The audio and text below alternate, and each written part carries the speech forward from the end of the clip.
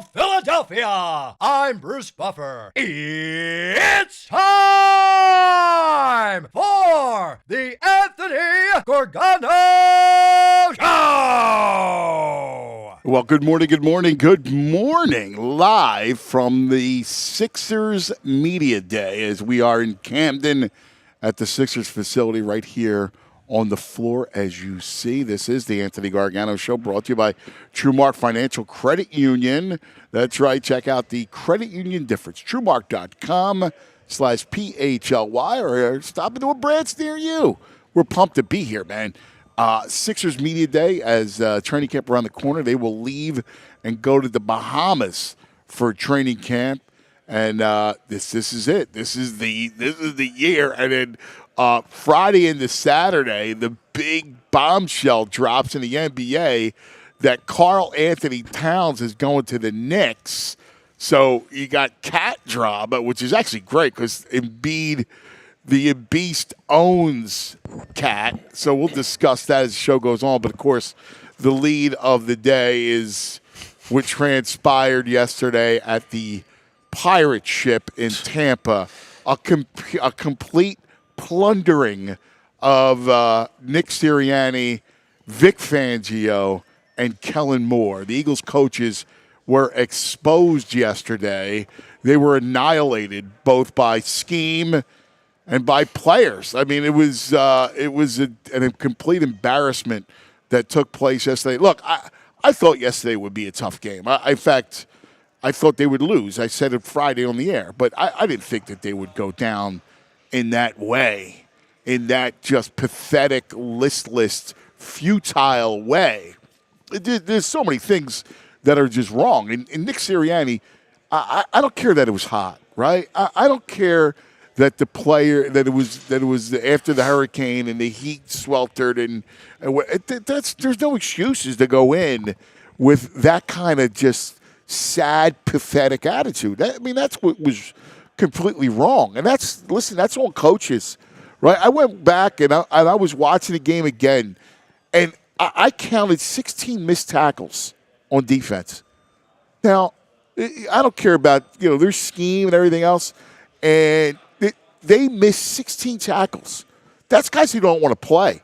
That's guys that weren't prepped well in training camp and during the week. Did you get 16 missed tackles? Forget about the final score. Forget about the fact that it was 24-0 before you blinked. But they need to start to rethink everything and how they do things.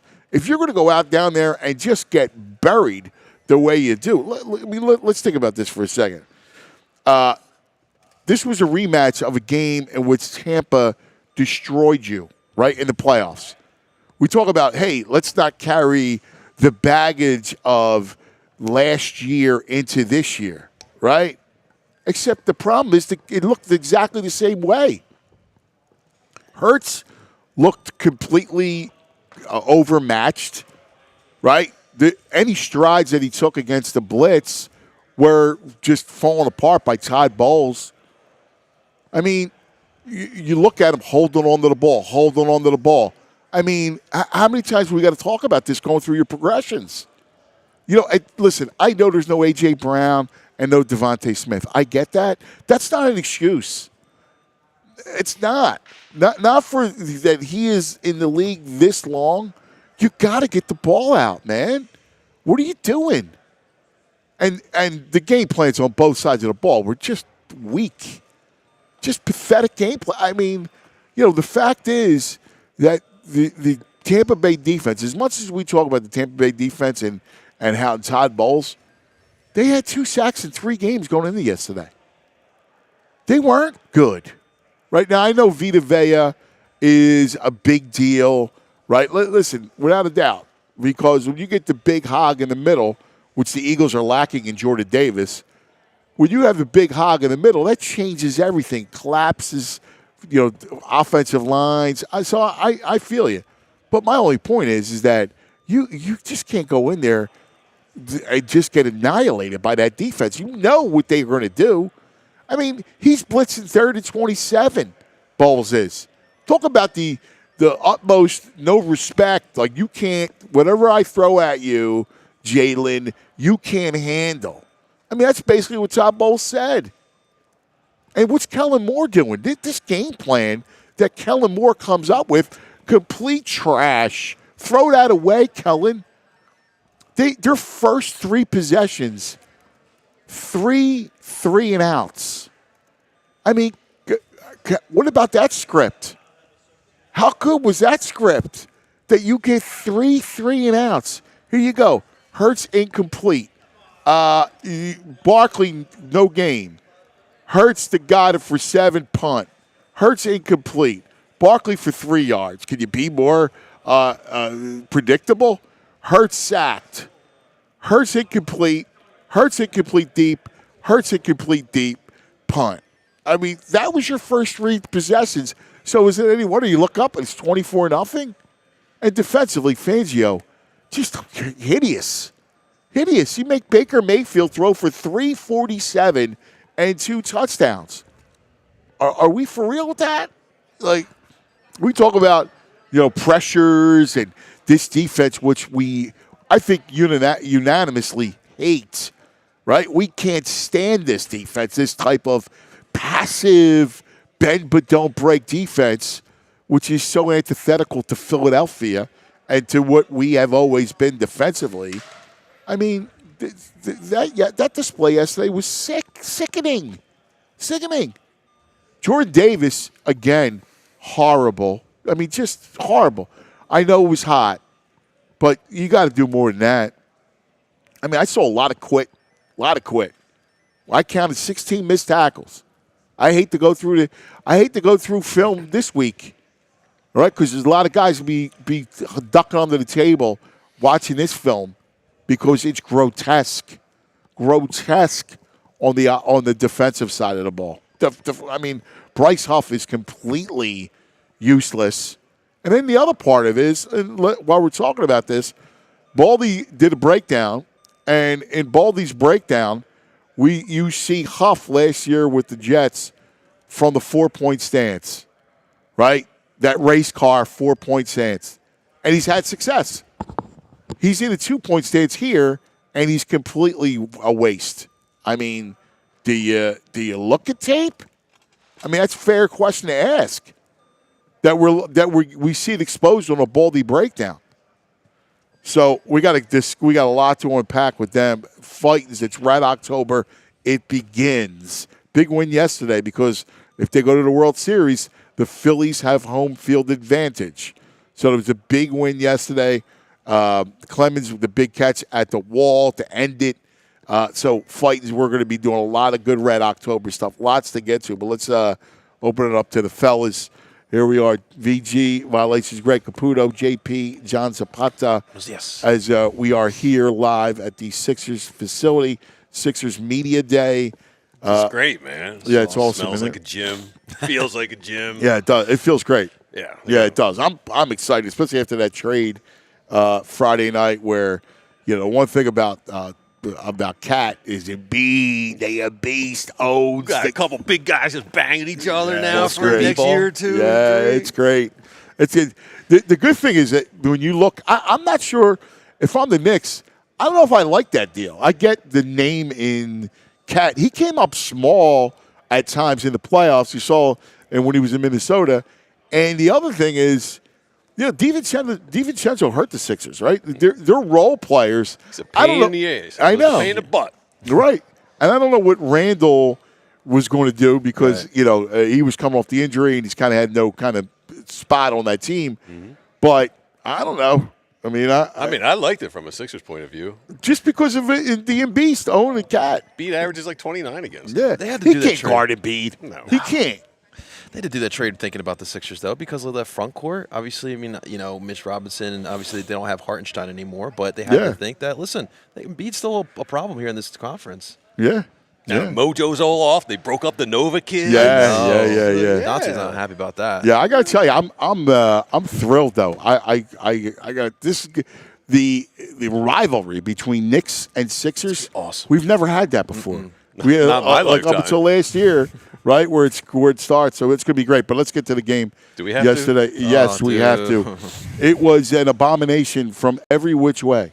How does that happen after – it should have been such a revenge game on the bulletin board after the end of last year, right?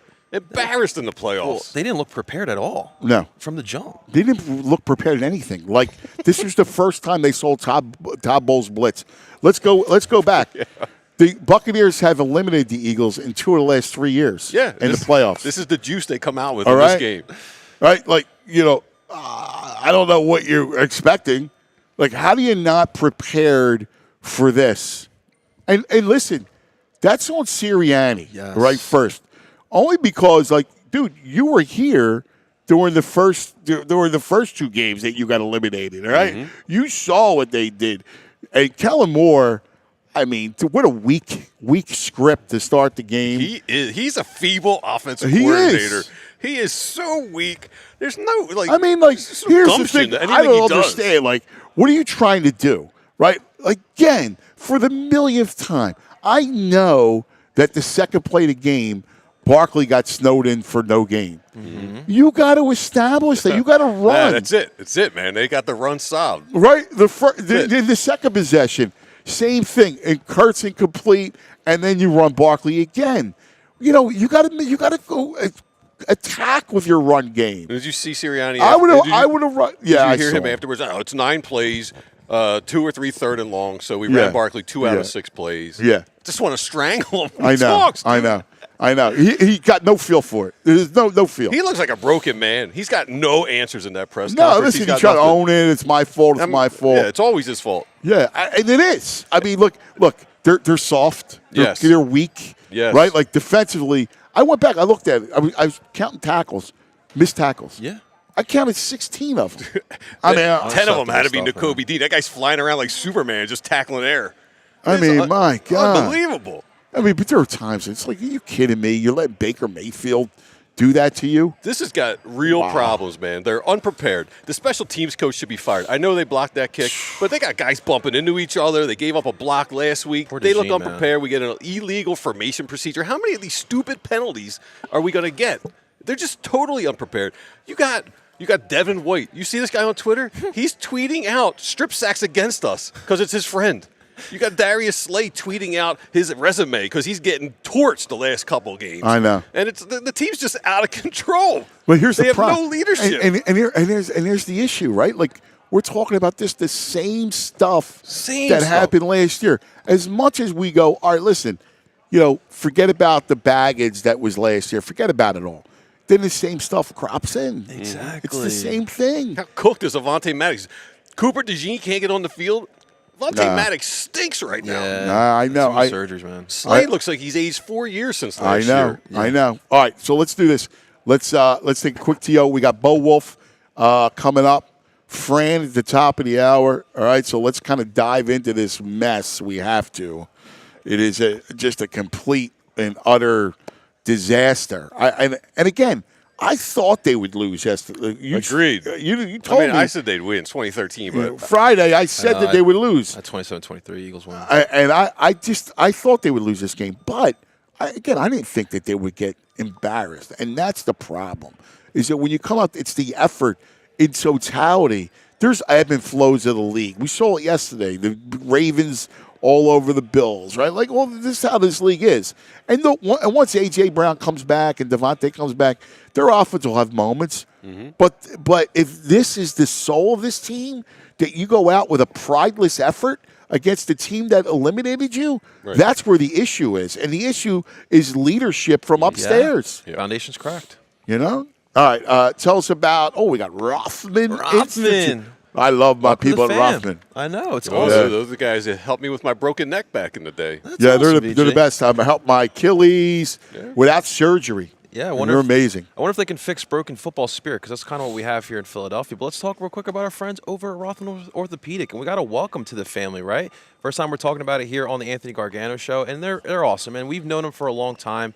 They're our Philly sports trusted orthopedics, and there's a reason why. If your joints are aching, hands cramping, back out of whack like VG, especially with the sciatica. Back out of whack. It's not fun. Rothman's got you. At Rothman Orthopedics, practicing specialized care has been their passion for over 50 years, and their mission is high-quality, compassionate and affordable care rooted in research leading to new treatments and better outcomes. Each Rothman doctor is laser focused on their specialty. Hip, knee, spine, you name it, they have it. They have a team for each body part right in your backyard, so you can cross over the defense, train those jump shots, and root for our teams like no other fans in the country. They're Rothman Orthopedics, and the best part about it, they are specialized for you. Rothman Orthopedics specialized in orthopedics for you. Visit rothmanortho.com/PHLY. That's rothmanortho.com/PHLY to learn more and make your appointment here today. And we got to welcome our friends over at Rothman Orthopedics. Love our Rothman. Tell us about Rite Aid. All right, I'll do that. Crossing the bridge in the Jersey, I could smell trees. I could smell ragweed to get me out of the city for a little bit. Thank God I'm back. I'm in Camden now, a nice, good city. Yeah, man. You know how it is, these allergies. We're into November, coming up in a few weeks, 4 weeks away, and we're still suffering with these allergies. Ragweed's the main culprit right now. Ragweed and Ant's favorite buddy, mold. So these things, when they get up into the air, they go into your nose, and histamines go crazy in your body. You start getting that runny nose, itchy, watery eyes, wheezing. You're all confused. You look like Sirianni on the sidelines. That's where antihistamines come in to help. So what do you do to get relief during this allergy season? Sign up for Rite Aid Reward emails at riteaid.com/rewards to receive email alerts for allergens in your area. Shower frequently. Get those allergens off you. And Rite Aid's got a bunch of over-the-counter options available for you, like a nasal rinse to flush out your nasal passages. You got antihistamines such as Claritin and Zyrtec, and you can also do those nasal sprays like Flonase and Nasacort. Rite Aid's got these items in their own name brand, and they'll save you a couple bucks. They're just as effective. If you're doing all this and you still not get enough relief, ask a Rite Aid pharmacist if there's something else you might need, maybe a decongestant. You can always ask your Rite Aid pharmacist for recommendations on way to get relief during these brutal allergy seasons. All right, buddy. Thank you, VG. Let's go right to it. As we got our man from the All PHLY Eagles show. We'll talk to him later today. He and Z Berm will be on the caper. Good morning, Bo Wulf. How are you? Doing great. Well, they were calling him Bo Sirianni on the cast Friday. He was a big Sirianni backer. How dare you? All right. Well, no pleasantries today. Let's just get right to it. Let's serious now. All right. This was PG is saying it's welcome to November. It's September 30th. I said it's coming in a few weeks. Back off, Bo. Back off. It's an abomination. That was an abomination yesterday. I went back and rewatched it. I counted 16 missed tackles. I saw a team that was inept, ill-prepared, that wilted, that quit, that was just an embarrassment on both sides of the ball. Awful. No plan on either side of the ball. And, this wasn't like week 2 when A.J. Brown gets injured midway through the week of practice and they're not able to put the game plan together. Maybe they thought that Lane was going to play, but that didn't change the game plan. They had an entire week to prepare for not having A.J. Brown and Devontae Smith, and they came out with a terrible plan. 3 3-and-outs on the first 3 drives. They're the second worst team in the league in first quarters this season, haven't scored a single point. And then on the other side of the ball, it's like they didn't even show up. It's Swiss cheese. 3 touchdowns on the first 4 possessions, all those missed tackles you talked about, and I'm sorry, you didn't know that Baker Mayfield was going to try to get rid of the ball? He got rid of the ball in 2.05 seconds in this game, the second fastest of any quarterback in the league in a game this season. What was the plan? What did they think they were going to do? Yeah, it was a complete coaching loss, right, from all aspects. Sirianni they had a team that was ill-prepared, right? Like a team that came in still asleep. And it's amazing. 2 of the last 3 years, the Buccaneers eliminated you, including that embarrassment from last year. You want to forget about last year? You want us to say that it's not last year? Then you got to come out and you got to play with heart. They came out and they all quit. That stems right at Sirianni's shoes. I don't think that you're wrong necessarily. Now there is a small part of me that is trying to be rational about it and saying, okay, you're gonna lose games. Maybe this is you just brush it off as a schedule loss. You're missing your 3 best players on offense. It's September in Tampa. You got the week before the bye. You get everybody healthy. It's fine. You're gonna lose some games, but not like that. And not a week ago we're giving Sirianni credit for getting them ready to play against the Saints after a crushing loss on a short week. They came up, they come ready to play. How do you follow that up with this nonsense that we saw on Sunday. And I know that the game flow got away from them, right? Like the way that they were going to win that game, they probably needed to play from ahead, right? They needed to ride Saquon all day long, and once you're down 14-0 before you get the ball for the second time, that's probably out the window, and you're not going to be able to throw to Jahan Dotson, who has done absolutely nothing, by the way, and Johnny Wilson and Grant Calcaterra. Like you're not going to be able to keep up in a game that is about offensive firepower. But I'm sorry, like we had that conversation last week, cuz about Jalen Hurts. You know, how do you disentangle Jalen from the situation that he is in, that he's got this really good offensive line, he's got some of the best weapons in football? What would he be like without them? What was he like in this game? He was awful. Yeah, the excuses now have to stop. Here's the issue, too, right? One, I expected them to lose. On Friday, I said it on the show that I thought they would lose. Now, I thought they were losing the kickoff show as well, but I did not think that they would lose like in this manner, and that's where it's at Sirianni's feet and Fangio. I mean, a couple things. One, let's go offense first, Bo. You know what Todd Bowles does, all right? I get Vita Vea was back, and that's a huge deal, but there's still a defense that had 2 sacks in 3 games. You know what he does. You understand that he blitzes you. He has owned you. Again, 2 of the last 3 playoff losses, you was in your lap. You got to be prepared for that. And what is this game plan from Kellen Moore was trash, complete trash. And the other aspect of it is Jalen, dude. What Brady said it 10 times during the broadcast that his clock isn't there. That he's holding on to the ball, that he's got no pocket presence. This shouldn't happen at this juncture of his career. I think there were a lot of concerning things about this performance. Now, I know that they were without Lane Johnson, but this is the worst the offensive line has looked in a game in a while. And if you look at the numbers, actually, most of those sacks did not come against a blitz. They were just regular 4-man rushes, and guys were just getting beat. You know, Landon Dickerson doesn't look right to me right now. And Jalen was holding the ball, too. Jalen's holding the ball. But, like, usually I think those sacks are more on Jalen. Some of these were just, like, the offensive line did not have it in this game. I think Fred Johnson struggled. As I said, I don't think Landon Dickerson looks right. I'm with you on the offensive game plan. I know that it's hard when you go 3 and out 3 times in a row. You can't really establish the plan that you wanted. But maybe do a better job on those first and second downs. Now, I think that first play of the game, I keep thinking about that first play of the game. Jalen Hurts, is rolling right, and this is a situation when he does have some time, and Saquon Barkley is wide open, and it could have been a touchdown, and he just throws it away or is not able to make that throw. And they never really recovered from that on offense. I'm with you that Saquon needs to get the ball more. And I was framing it this way on the postgame show last night, because think about, the 22 starters on this team, or even beyond that, like the 30 guys who play. How many of them are having a better season, are doing better than expectations heading into the year? Saquon, probably. Brandon Graham. Maybe Zach Bond. Maybe Nakobe Dean. Quinyon Mitchell for sure. I mean, maybe like Mekhi Becton. That's it. Like, there is nobody who is been coached up or is playing better than your expectations.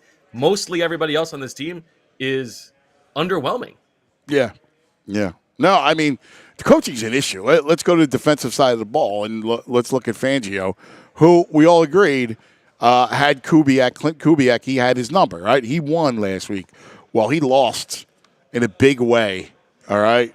That Tom Moore and that whole crowd, oh, man, that offensive – he got mocked in this game. Are we concerned that the only good game Vic Fangio has had this season is against an offense that's straight out of the 1960s?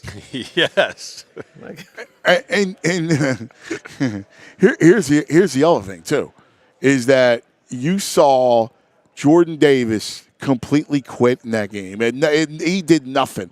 And I know it was hot. Jalen Carter, quiet, right?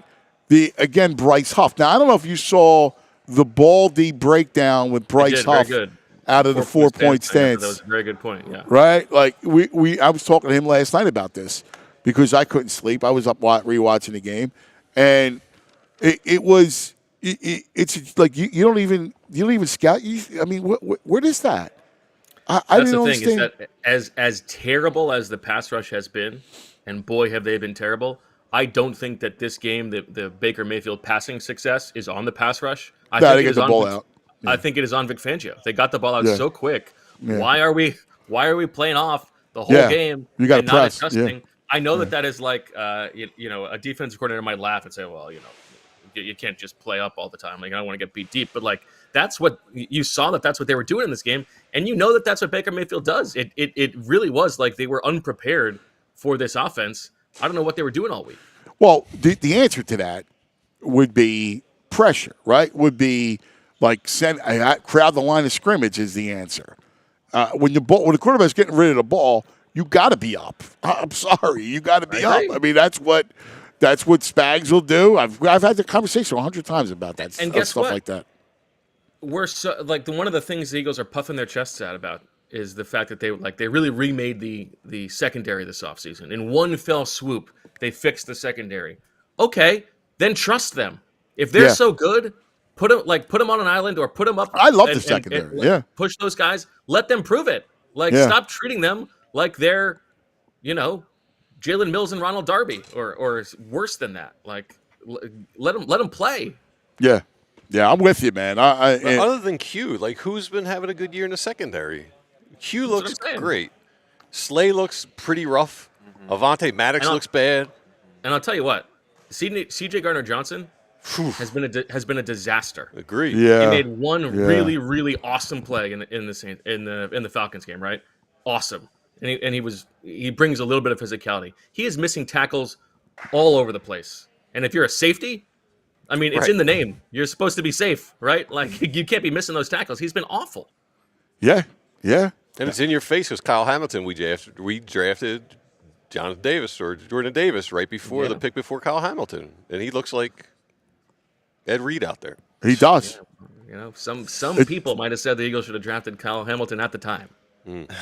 So Slay was going at it with fans on Twitter. And so Isaiah Rogers just sent this out. You ever been typing, then you use the backspace on the keyboard, dialed the wrong number, stocked the wrong items, ever gave the customer the wrong amount of change back, served the wrong food? I want to come to y'all job and see if y'all make mistakes. We are human. This says the guy who pushed a player in the. I was going to say, have you ever accidentally taken your laptop and thrown it at your coworker? Right. I mean, and here's the truth, though. The truth is, this again is a coaching loss, a leadership loss. You can't be this ill prepared as a team, right? On both sides of the ball, and not look at the triad of coaches. Can I ask you guys about the identity stuff? They're all mentioning identity. They have to find their identity. Is that concerning? We're going into week 5. They have no clue what their identity is? You sit next to me. How many times did I tell you that they don't know their identity? Have I brought that up a bunch of times? Yes. What have I said? They're a downhill running team, right? They need to play like a downhill running team. That's who they are. Hurts yesterday is like, I got to be better. I will be better when I find A.J. Brown. I mean, even with A.J. Brown, they're better off as a run-first team. They're offensive with Barkley and that O-line. They were a run-first team. And listen, you got Devontae and A.J., right? But you don't need to air it out. Hurts is not that quarterback. I don't know what everybody looks at. He's not the quarterback that needs to throw volume. Yeah, I mean, I think if I were playing the role of Howie Roseman and trying to disagree, I would say, in 2022, we were able to do that. And Why? Okay, I'm glad you brought that up, Howie, because I'm going to tell you why you were able to throw it then. Because you had teams off kilter because of the run game. Because of the RPOs and RPRs that you ran, you then had teams backing off and giving Hurts time to throw. But since they figured that out, what has he done as a thrower? Consistently. Yeah, I mean, I don't totally disagree with you. That's why he had success as a thrower in 2022. Was because if you go back and look at that, you could see the windows that were there. You could see the time that he had to throw. I mean, listen, you give any quarterback time and windows, and he's going to beat you. You're not a volume. You're just not. And again, God, I don't know if it's Newsmeyer or whatever, has to get with him about pocket presence because he's got none. Yeah, I don't even know if I believe that is a thing that can really be taught. It feels to me like that is a thing that you have or you don't. Well, that seems like I think it could be taught. Nick in his press conference seems like that. He's like, well, that's the strip sack is not on Jalen because it's coming from behind. It's like he's saying you can't fix it. Get out of here. Brady is saying you have to have awareness and pocket awareness. Better pocket. Yeah, and then You got to you can Jalen fix is movement. You can fix movement within the pocket. You can. Yeah, You could true. you could do that. This was a great Brady quote on Hurts during the game. He's like, I love making big plays, but you got to eliminate the bad plays. Mm-hmm. And Jalen has far too many bad plays trying to make a big play. The issue, again, and I brought this up to you before, Bo, is in progressions. Like when the ball has to be out, he's terrific. Like he may get the ball out for you.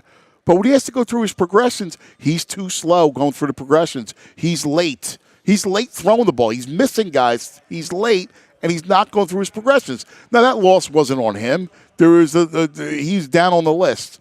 But that's just also part of the issues that going forward about knowing the identity of who you are.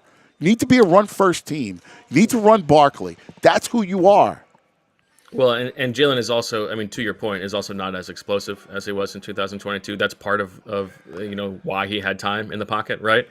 And he doesn't have that right now. And so if he's not going through his progressions well, and he's slow to process, and he can't also then escape and make dynamic plays downfield, then yes, I mean the ball has to either come out right on time or they're struggling.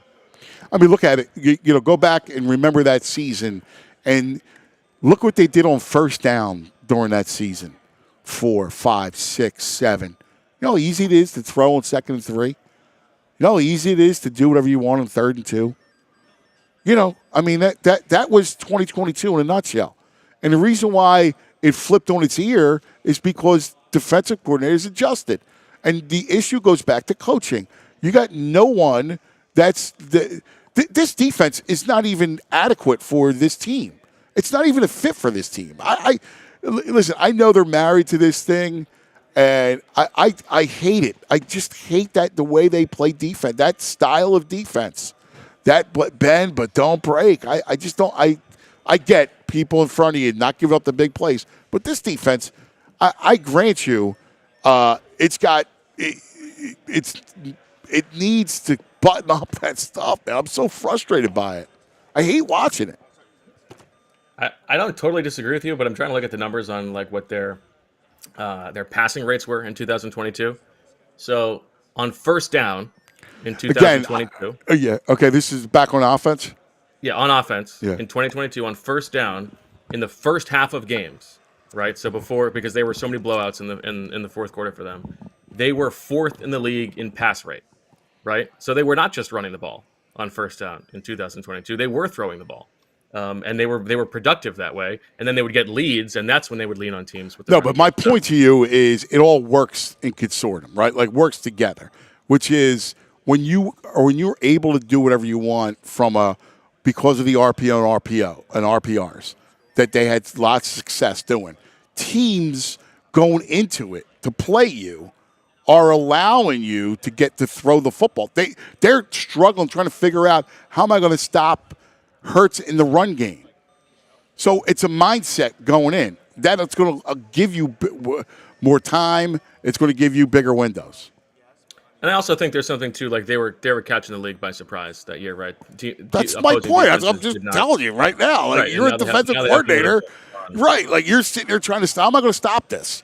Of course you're going to go. All right. Well, I'll let him throw the football. Like you saw, teams changed the way they played Jalen. They didn't blitz Jalen.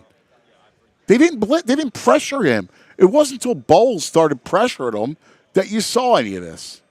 And I'm with you guys on like, if there's a game to have some pride, it's this game. Like, yeah, you lose because of the schedule, the heat, or whatever. But you just can't get you can't get blown out the way you did. I can't get the picture of my head of just remember how miserable Jeffrey Lurie looked when they showed him in the playoff game last year. Mm-hmm. Yeah. He's sitting in the booth. His team is getting destroyed, and he's got to be thinking to himself, "Man, like, am I gonna have to fire this guy? Like, this is embarrassing. I got to put my name on this. And then the next time he's back in that stadium, 4 games into the season, this is what they put up. Like, what must be going through his head? I can't believe this is the situation we're in. He looked miserable walking through the tunnel at the post after the game. And I just want to touch on Steichen. We talk about injuries. Steichen beats the best defense with Joe Flacco. Yeah, but he also I disagree with what he did bringing Richardson back in the game. Run the ball. I thought that was bad. Bo, real quick, last thing, I guess. I think this is a leadership and coaches issue. I think they are, all of them are swimming. Again, you can't come out and play the way you did if you got superior coaching. It's a coaches league. I've said it 100 times. Look around it. It's a coaches league, and they came up small. And that my biggest concern going forward is not Hurts. I think they'll go on some run offensively, but ultimately the coaching to me feels weak. And I think it is. We talk so much about Sirianni, and obviously he bears a big load here. But the whole idea of bringing in Kellen Moore and Vic Fangio was that there was going to be this level of competence on both sides of the ball. You were going to have a floor, and it's been pretty disappointing through 4 games. Yeah. The buttoned up nature or unbuttoned up nature that they've had on both sides of the ball. Whether that is the opening game script, not scoring a single point in the first quarter over 4 games, not great. On defense, 3 out of the 4 games they have been really, really bad and a little bit unprepared. Now, at the same time, even if we say it's a coaches league, the players got to man up themselves, and missed tackles, those are on the players, right? Things like that. There are mistakes being made that are on the players themselves. They bear responsibility as well. But I mean, when you look like you did on Sunday, everybody deserves blame. Yeah. Bo, thanks. 2:00. 2:00. Me and Zach. He just landed. He texted me, so we're ready to go. Rock and roll. Nice. Good stuff, buddy. Thanks. Can't wait to see you. Let's go to, it's time now for the brain. We got to get this going on. Brought to us by the Bet Park Sportsbook and Casino app. Right to it, brain, as we are live from the Sixers Media Day. Going over Eagles, we got to go over Phillies. A little Red October, so we got lots to do. Yeah, here he is. Brain all fresh. Oh, he looks good. Looks good without the hat. Hey, he looks all cleaned up. Yeah. His hair's on point. Yeah, It's a Monday. It's a Glatt move right there. It's a what move? Glatt. Oh, yeah. Good. You look good, buddy. Yeah. You look much better than the Eagles. So let's get right to it because we got lots to do. We're live at Sixers Media Day, so we're excited for a little basketball. A little bit later on, we'll be talking a little Sixers Knicks after the big trade. How about that? How did that move the markets? The Cat trade to the Knicks. It made the Knicks a slightly bigger favorite than they were. I got to be honest, though. This is a trade where I actually think may hurt both teams. That's just my gut. Like I didn't really like it for either team. You may think that's a weird take. One of the things I thought made the Knicks so good, guys, was just their chemistry and just everything that they had. They just seemed to have that just camaraderie, that Villanova thing. Not that they still don't have it. Obviously, they brought in Bridges. I get it, but I don't know. Cat, he's just one of those. To me, he kind of reminds me of an empty calories guy. The stats are always great, but man, in a big spot, I don't know. I just agree. don't know. We saw it in the playoffs last year. I agree. Right, what did he go 0 for 40? He set the record, Anthony. Dude, he was like what? Dude, I always say he's got fleas. Talented player, but he's infested. Right? And the beauty of, I think, the reason why I love the trade for the Sixers is the Embiid owns him. He can't guard Embiid. It's interesting. Look, from Minnesota's point of view, they clearly did it to shed salary. I mean, and so that was their. I think that's a Bills move. They did it for that, and they did it as the Bills moving off from Diggs to get the headache out. Oh, right. Yeah, and that's fair. And look, I will say this: Randall's not. He's not one of my favorite players, especially in today's NBA, because he doesn't shoot the three well. Yeah. But he's a bull. He's a tough guy. He's actually made 2 All-NBA teams in the last 4 years. I got to give him his due that he's become a better player than I ever thought he would be. And he's tough. I mean, he's a tough tough-nosed guy. And Dante, to me, is a very solid NBA player. I like what he brings a lot. I think he's a very good rotation player. So they did get, like, quality back, but I don't know, man. I don't know if I like it for either team. That's just my gut reaction is I don't know if this is going to be something. It was a huge trade, but I don't know if it helps either team. My gut is both teams are going to take a step back. All right. Would you make yesterday NFL start birds? Ooh. Man, I got to tell you. You know what's funny, Anthony? Like, VG, like, if Baker Mayfield played against the Eagles 17 games a year, he would they would name the contract. They would be like he would make Patrick Mahomes look like me. Yeah. He would set the all-time record for money. I got to tell you, that was every time I think I've seen the nadir of this team, they prove me wrong. I mean, yesterday was just I don't even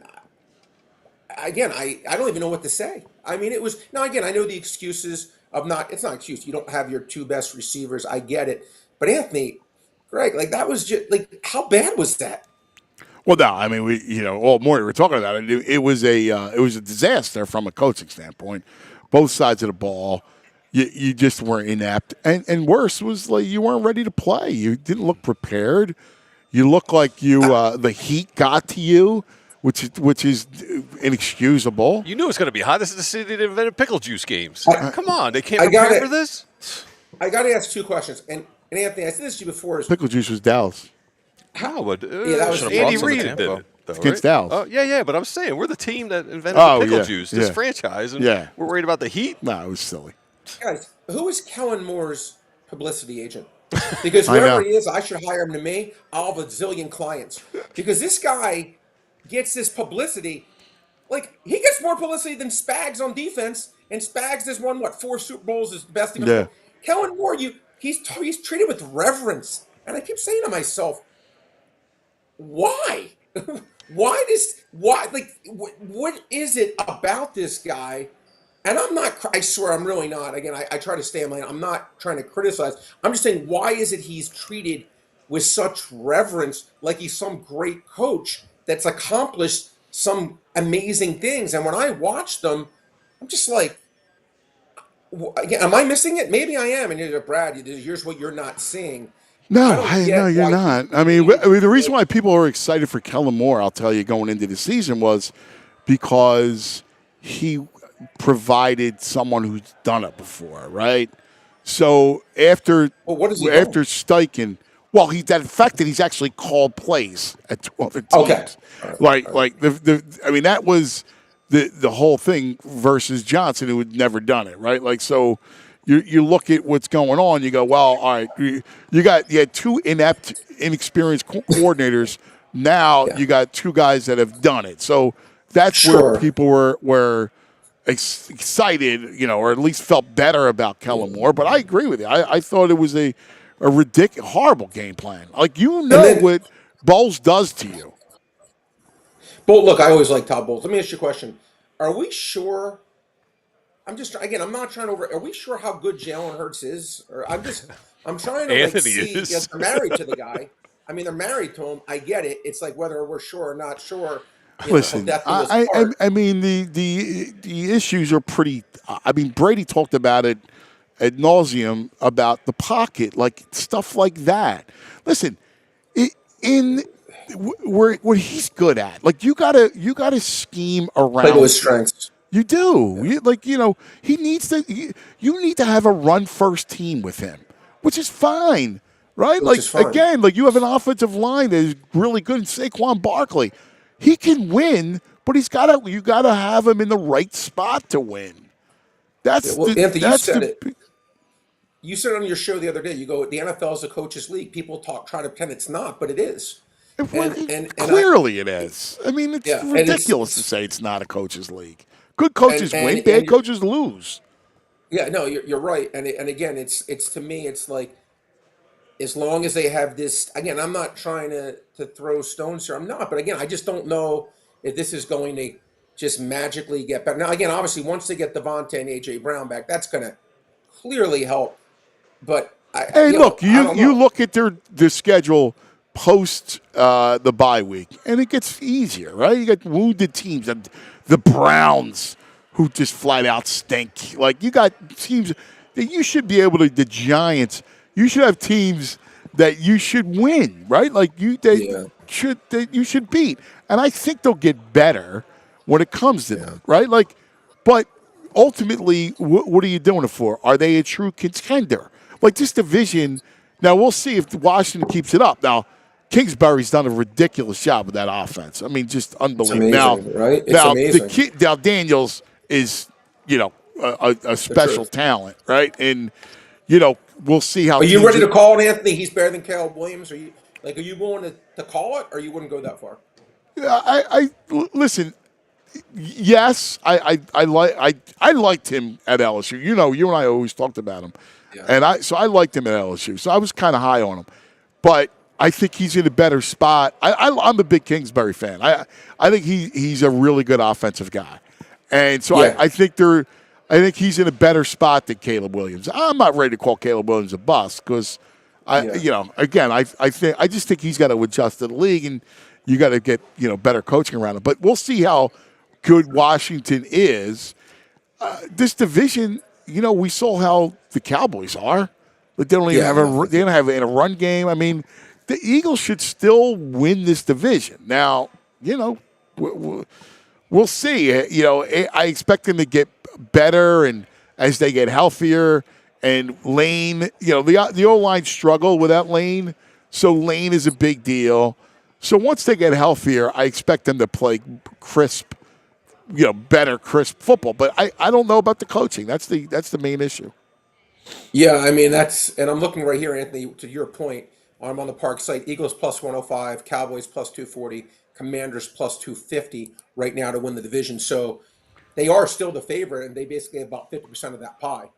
So anything less than winning the division to me would be it'll be a horrible situation. But they should be able to turn it around. But man, Anthony, again, just watching the defense again, I saw them against New Orleans. I'm like, all right, you know what? Maybe we've seen a little bit of a breakthrough here.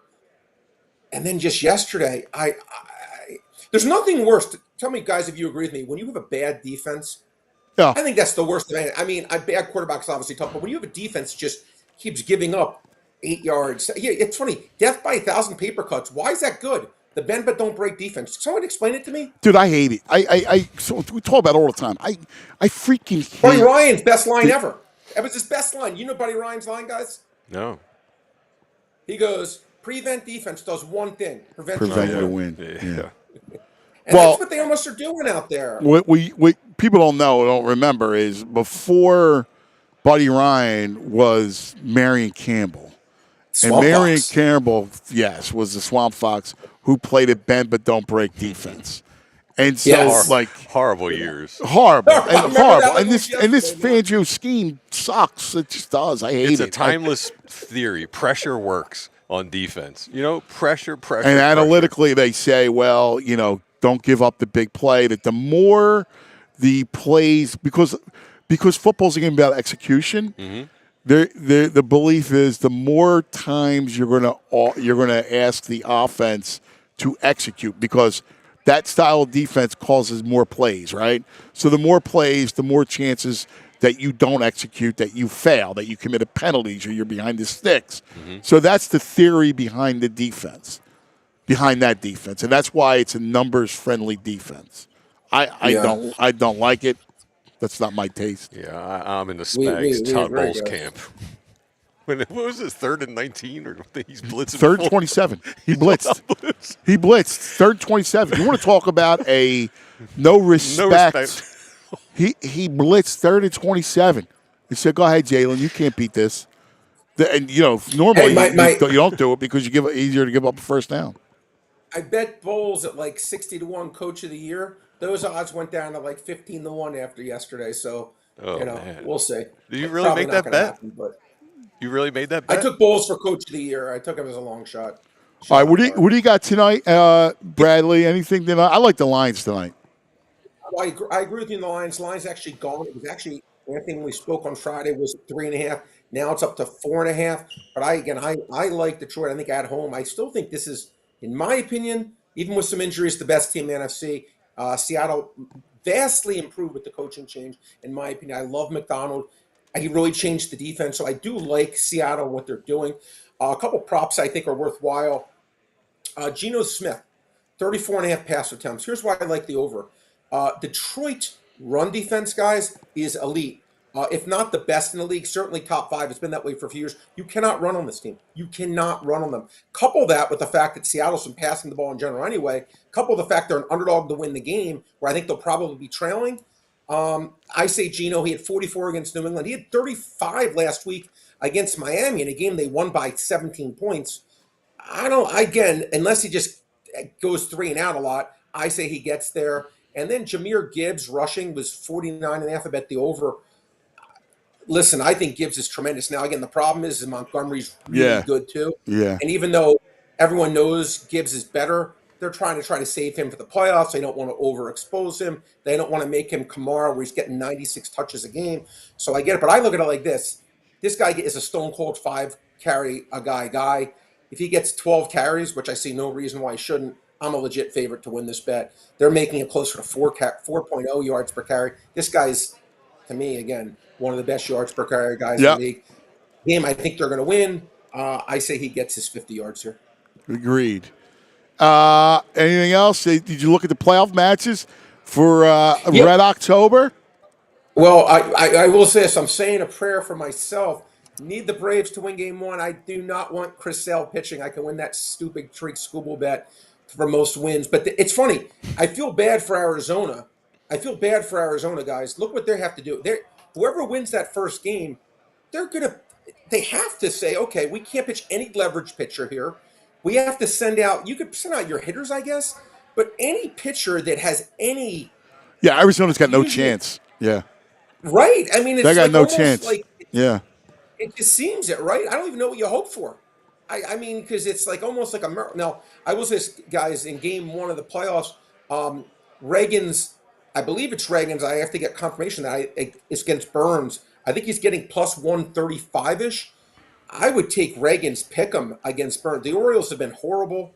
Reagan's, to me, has been far better than Burns the last 2 months. Far better. Baltimore has been one of the worst teams in baseball the last 60 games. They're far below 500.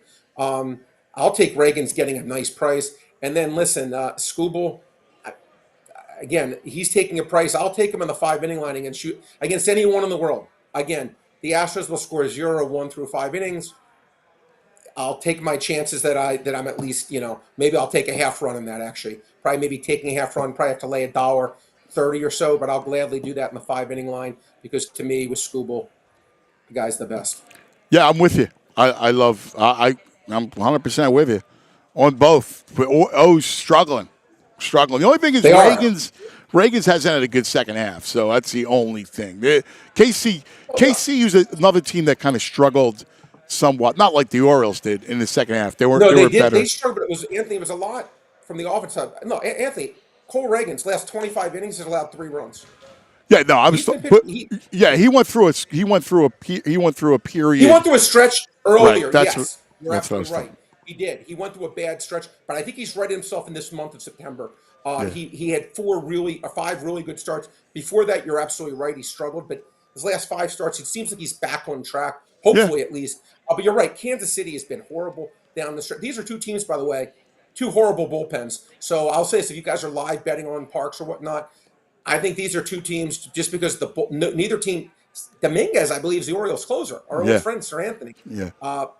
Royals don't have a closer, so I think there could be runs scored late if either team's winning. I wouldn't. That's good. That's good knowledge right there. Well, we got lots. Busy week, man. This is the fun time as we approach. It's October, man. We love it. Tomorrow, October 1st. And this is it, man. This is where it all begins. Great stuff, buddy. We love you, man. We'll talk to you tomorrow. Appreciate you guys. There he is, the brain, brought to us by the Bet Park Sportsbook Casino app. He is the ambassador of the Bet Park Sportsbook and Casino app. We'll talk to Fran Duffy, our film man and coach guru. We're going to talk to our resident leatherhead, and I'm looking forward to talking to Fran. But all this stuff. Do me a favor. He's our only leatherhead, isn't he? Is Baldy a leatherhead? Yes. Yeah? Yes. Speaking of heads, talk about Glatt. Oh, nothing like a good head of Glatt hair. Glad Hair Restoration by Morgenstern Medical. Established by the late Dr. Glatt, now part of Morgenstern Center under the direction of renowned plastic surgeon Dr. Ken Morgenstern. He's a highly recognized specialist and among the few surgeons in the country who's trained in oculofacial plastic surgery, facial cosmetic surgery, and general trauma surgery. Doctors Glatt and Morgenstern had a remarkable bond that spanned many years as colleagues and friends, and they collaborated on critical research studies, and they worked together in the operating room. What makes Glatt Hair Restoration by Morgenstern Medical better? Well, it's the same peerless approach to care, same expert team, same unmatched Glatt system, same state-of-the-art location and stellar results.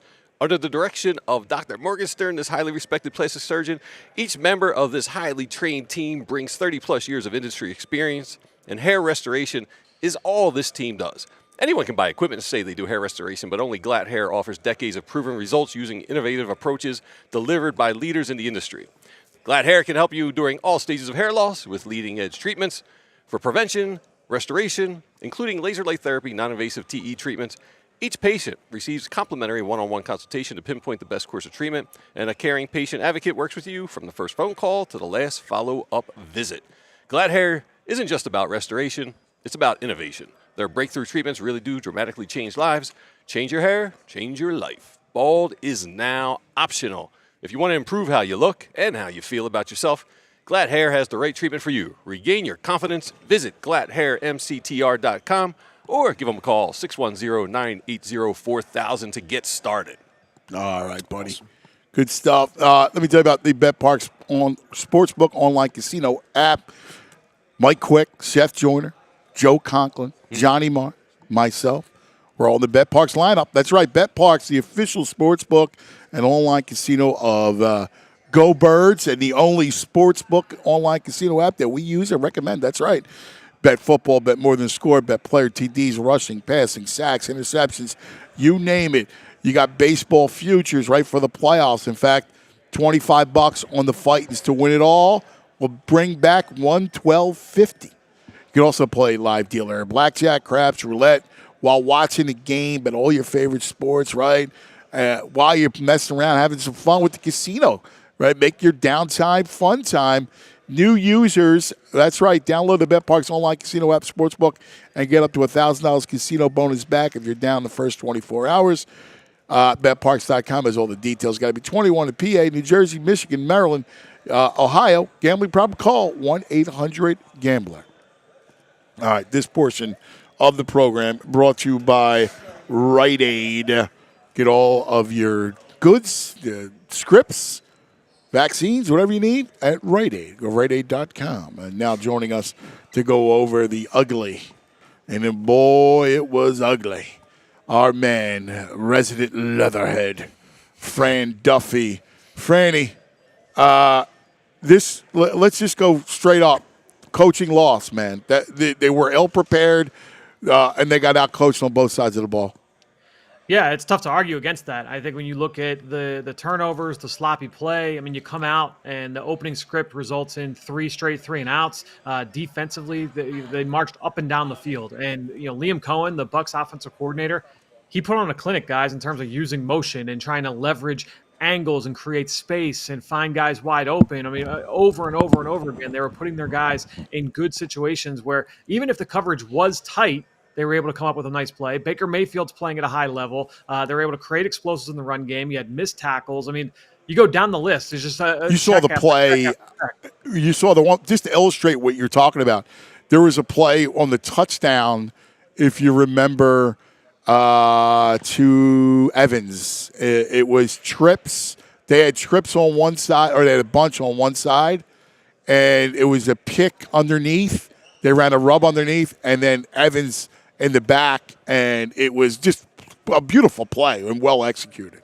Yeah, and before the ball was even snapped, I mean, you had the bunch set there with 3 receivers stacked all right on top of each other, and the Eagles line up, and you're like, all right, you feel good about who the matchups are. You had the tight end, you have C.J. Gardner-Johnson on the tight end. You had Maddox on Evans because he was in the slot, and you had Quinyon Mitchell on the outside receiver. Well, when they send a receiver in motion, that bumped everybody out, and so now you have a matchup of C.J. Gardner-Johnson against Mike Evans. And if you're Baker Mayfield, if you're Liam Cohen, if you're Todd Bowles, if you're anybody with that Bucs organization, you see Mike Evans Evans, who's had 15,000-yard receiving seasons in a row, matched up on a safety in the red zone. You're going to take that every single time, and that's exactly what the Bucs did. And that's what I mean. It's the use of motion by the Bucs early in this football game. You could do a clinic just on that with the way that they were able to toy with the Eagles' defense. And the other thing too is, they had Baker get rid of the ball. Yep. It was quick. It was like the ball was out.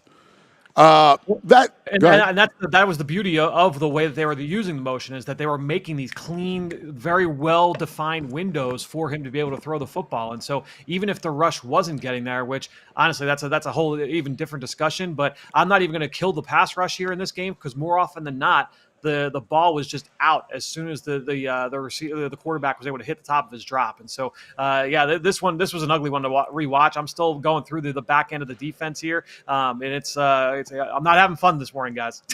I watched it again just to see their missed tackles. I counted 16.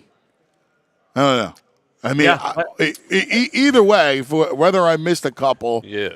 There's a tweet going out. Ray Diddy had 18. I don't know. I had 16. Well, maybe Diddy was right. But here's the deal. That is just inept, ridiculously poor tackling. And it just illustrates it. We when I came on Friday, we were laughing about the chart, right?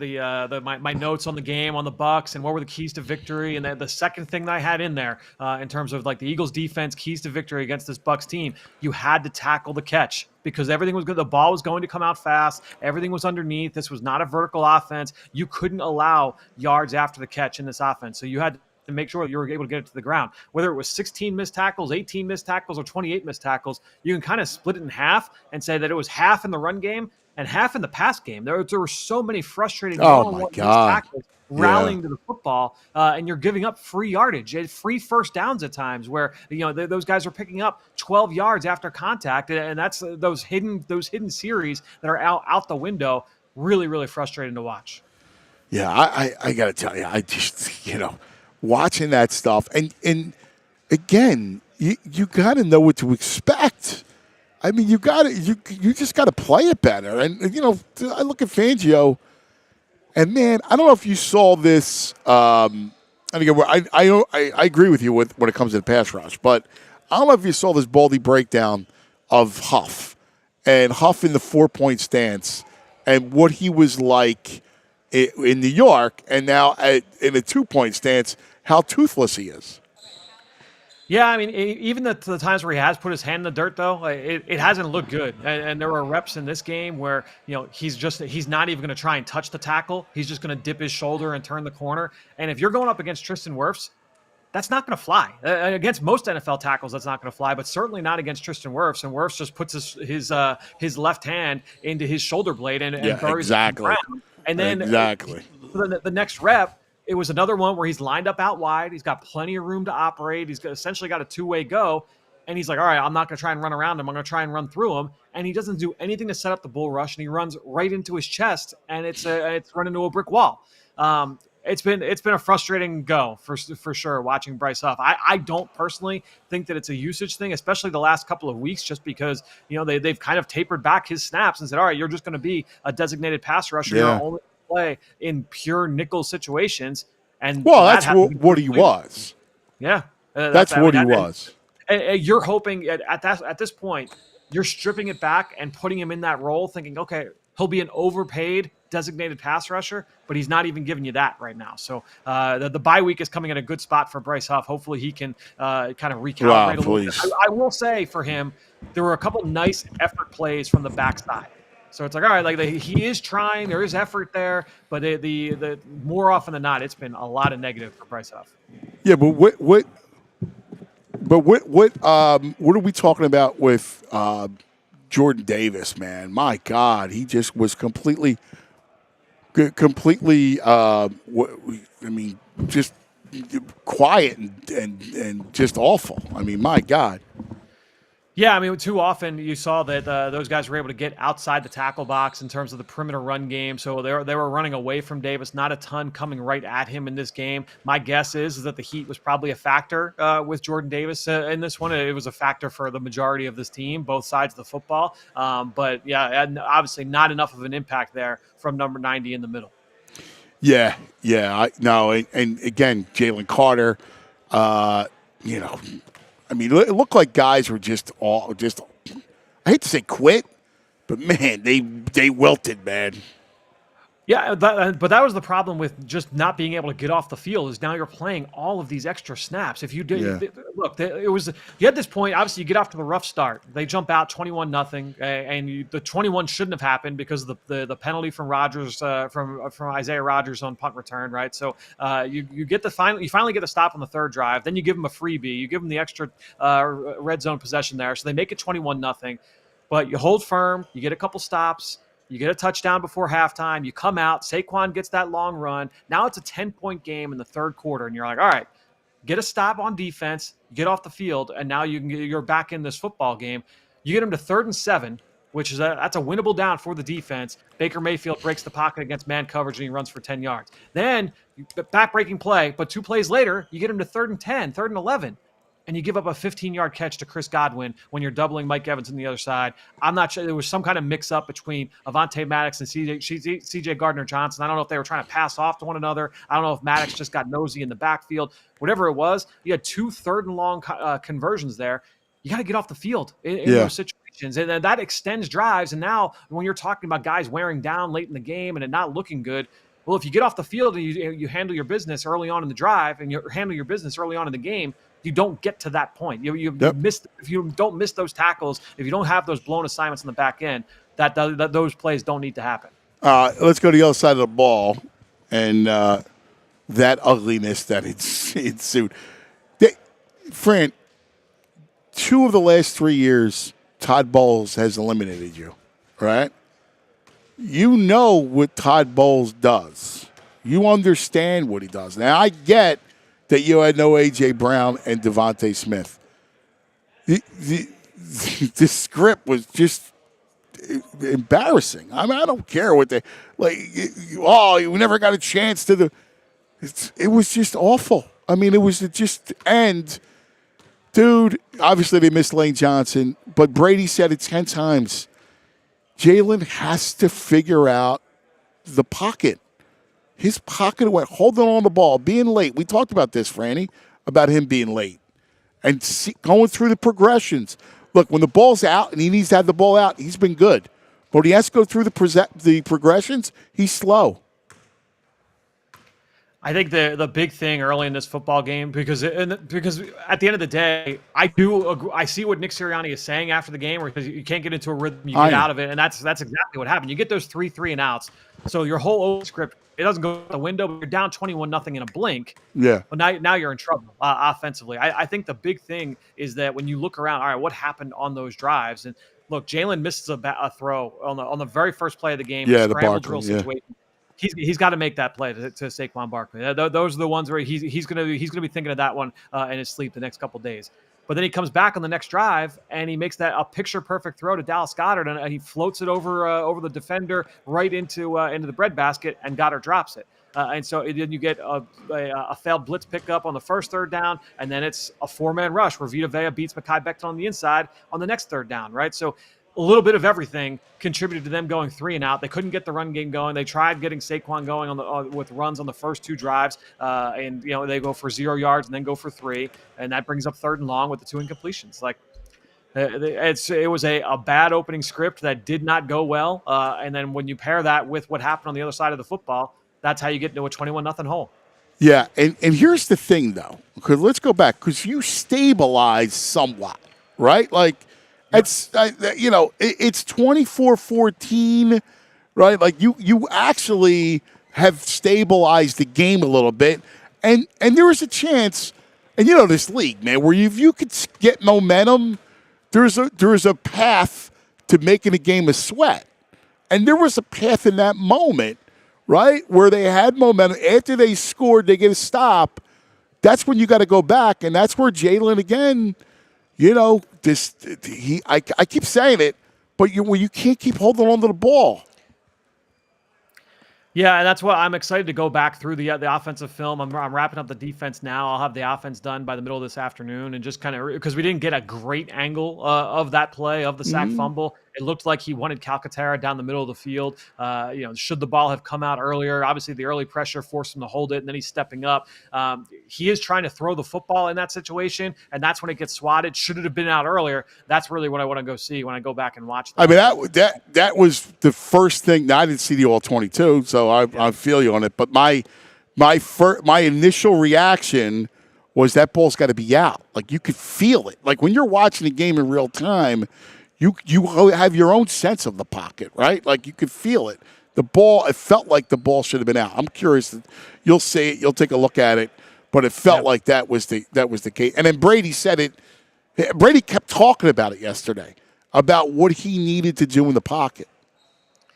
Yeah, and I think that's something where we know that is the area where Jalen Hurts has got to improve, certainly, is just being able to consistently go through it. He shows flashes almost on a weekly basis where you say, all right, like that, yeah, that's what you want it to look like, but it certainly needs to get more consistent in that area. Can I ask you guys, just as not as far deep in the strategy as you guys are, but if you know Bowles is bringing the blitz, you know your quarterback struggling with progressions, why wouldn't you design quick slants and quick hitters so you know it's coming and he doesn't have, it's an easy read, this side, that side? Does that not make sense? And they do that. They have stuff that's built in. They will do it. The big thing with some of Todd Bowles' blitzes, though, is that he does a nice job of sometimes they're the all-out blitzes where, all right, they're bringing everybody. It's those cover zero blitzes, right? But then a lot of times what he'll do is he's going to send 5 or 6, but 2 defensive tackles are dropping out into the area where those slants. That's a zone blitz. Yeah. So they'll run some zone blitz at him. And what you do, and it's hard because, see, this is where you miss Kelsey, right? Like, this is where you miss the protections. Yeah.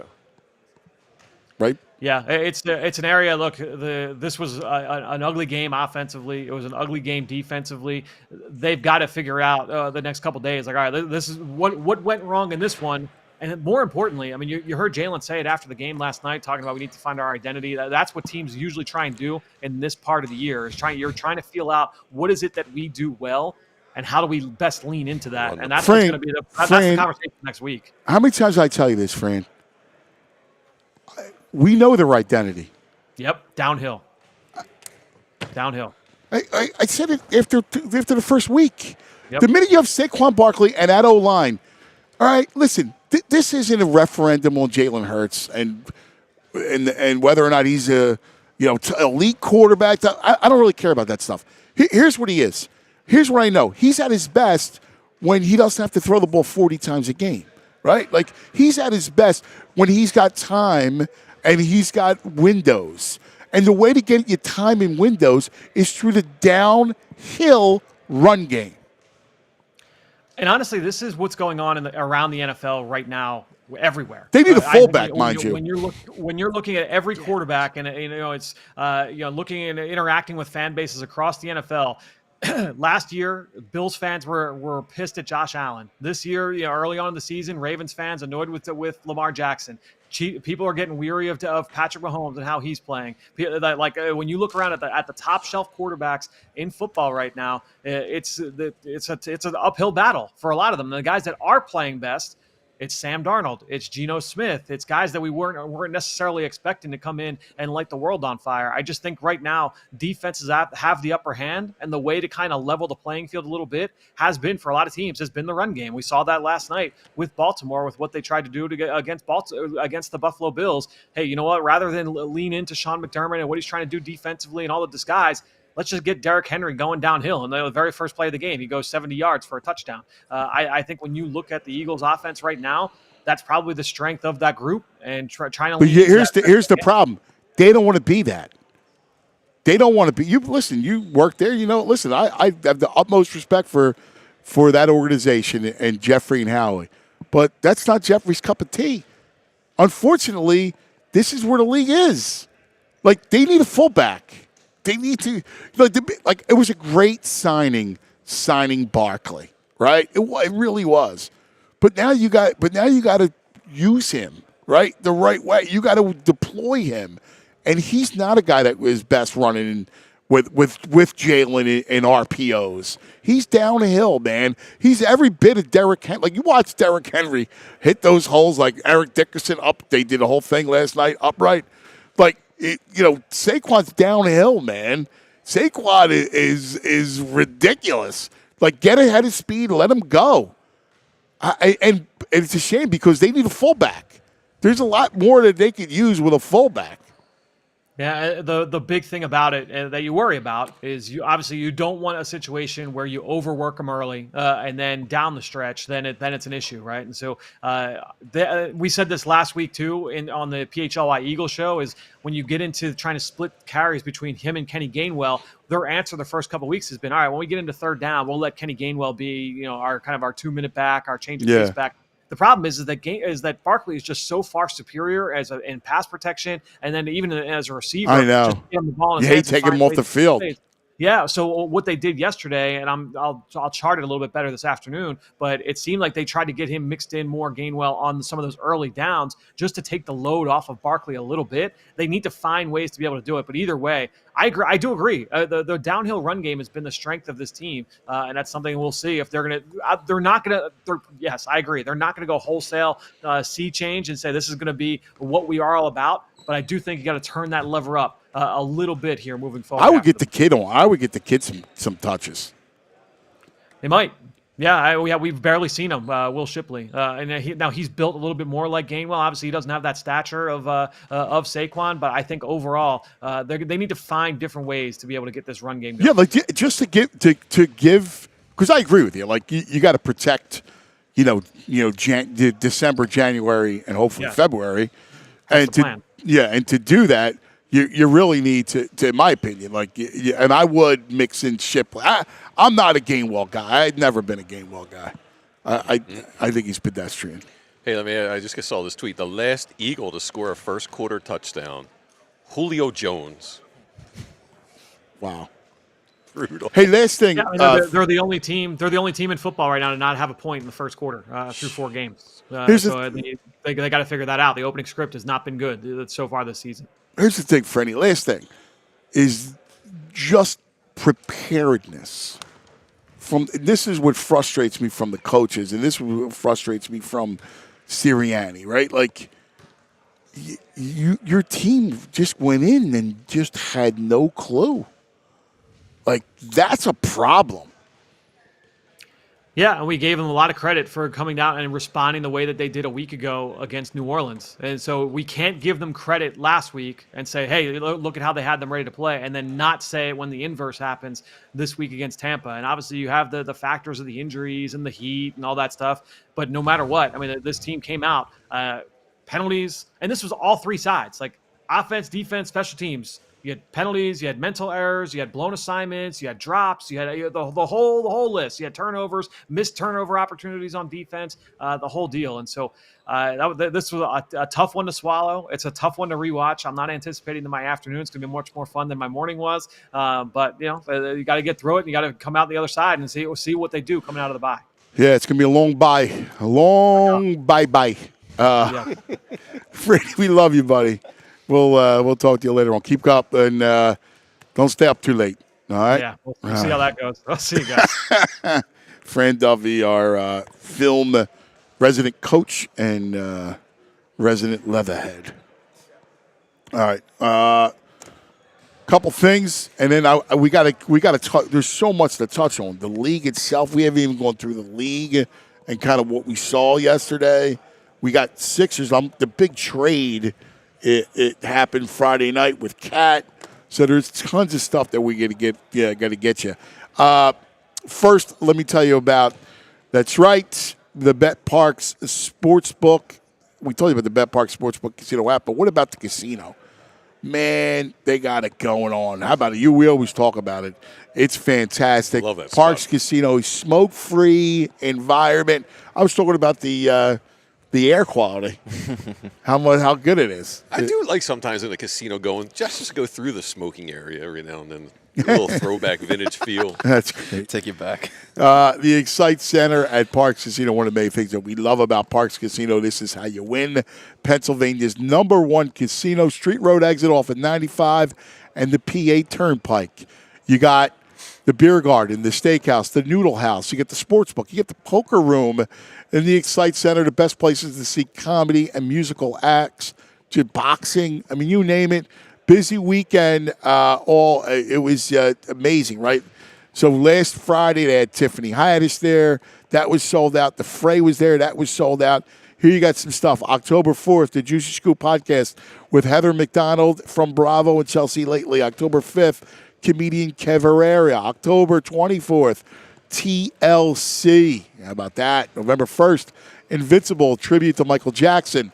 November 16th, his boy, Brett Michaels, is going to rock it out.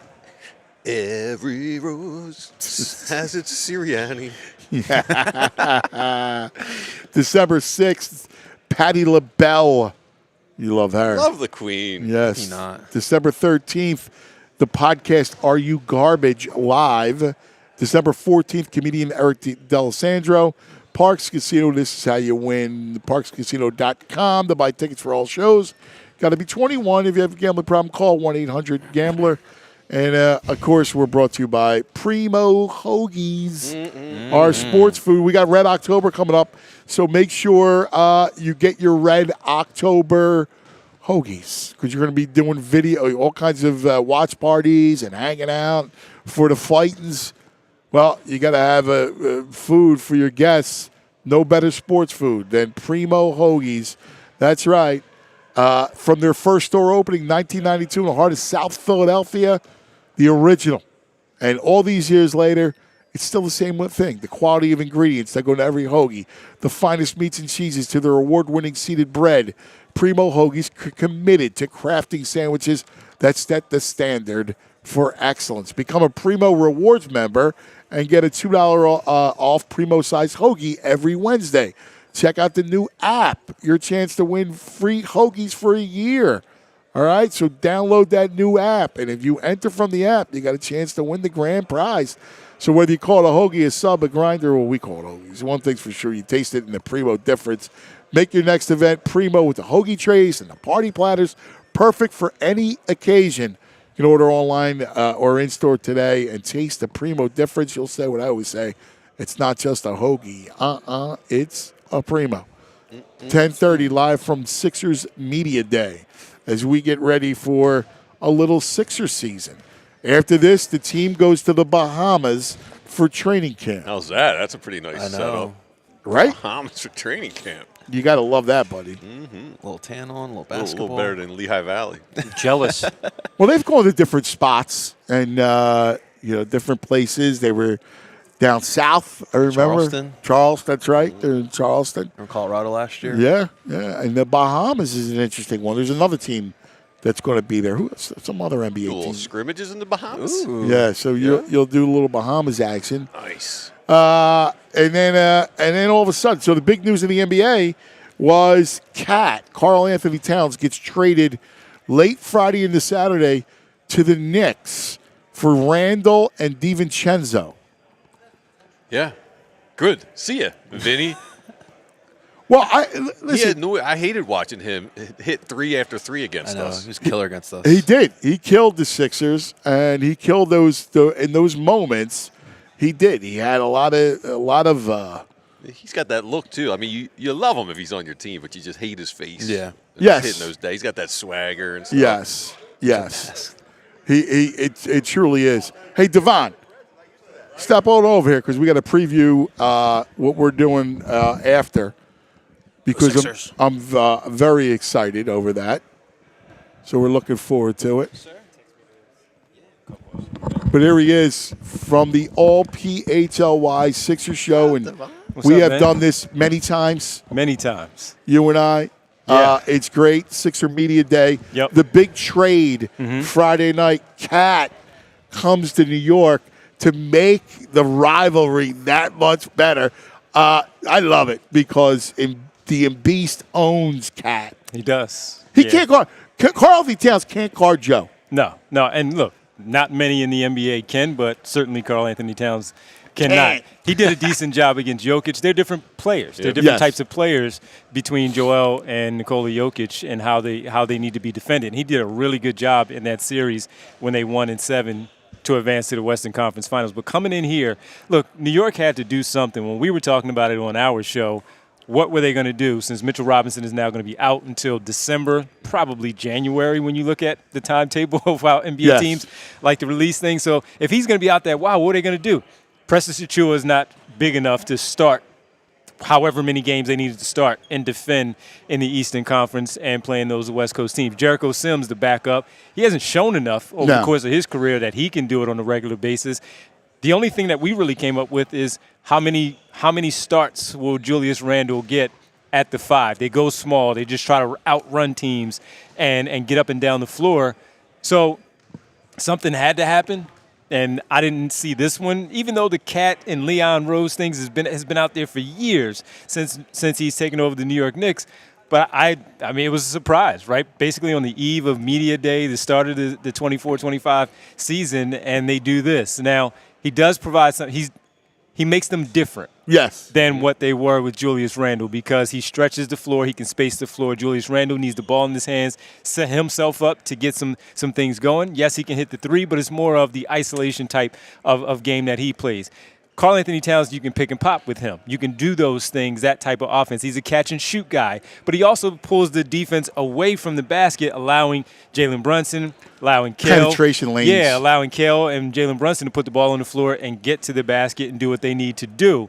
Defensively, though, that's where my question comes in because when he does have to defend Joel Embiid and some of these other centers that are kind of like that, can he hold up? Is he going to rebound well enough? And then the other big part, my thing has always been the Isaiah Hartenstein piece. Yeah. With the 50-50 balls, the extra effort that he gives out there on the floor. That's not Karl Anthony Towns. Now, you do have it with OG Anunoby, Kale. They do that. Josh Hart will probably get the start now with the lineup changing. You get that there. But Isaiah Hartenstein also did it. And Karl Anthony Towns does not do that. He does not get those offensive rebounds.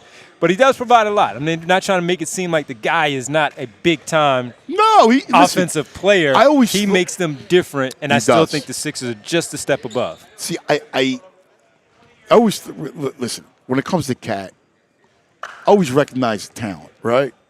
But he always felt to me like he had fleas. Yeah. I mean, not a lot, but like a couple. He feels a little soft. Yeah. I mean, we saw the guy. He got best in the playoffs. You remember that? Yeah. Yep. Well, we do have a guest that's ready to jump in now if you're ready for him. Oh yeah, who we got? KJ Martin. Oh, we got nice. KJ. Bring KJ in. Yeah, KJ. Good to see you, buddy. Yeah. Look at that. Yes. Bring KJ in. Yeah. All right. Greg will take a. Well, we appreciate that, VG, as KJ comes in, steps Look at in this. here. I love it, man. Yeah. This is Media Day. This is great. What's up, man? What's up, baby? Good to see you, bro. Man. Good to see you. How you feeling? All good. First of all, first thing I want to ask is, this is a Temple guy right here. Yeah. So the helmet on, you had what's the background to the helmet in practice? And then, of course, you had to play tight end for – you don't have any eligibility left, but you did have to play tight end. NIL money, man. Technically, I could go play because I didn't go to college anyway. So Fair. No, but it was some drilling practice we was doing, and they bought out football gloves and a helmet. I picked the helmet, and I just threw it on. Okay. And then you look good with the helmet. Yeah, for sure. No, I could play if I could play tight end. I just need to gain Dude, like with the 20, NIL college football and NIL money, you might be a great part-time gig for it. Exactly. Yeah. I mean, look, you Antonio Gates, Tony Gonzalez. They all hoop. And then they go and play tight end. So, of course, you could do that. Exactly. Yeah. Exactly. That was always a position. Basketball, because you posting up, right? Like you could play, you post up defenders down the field. Exactly. And with your athleticism, let's talk hoop. How excited are you?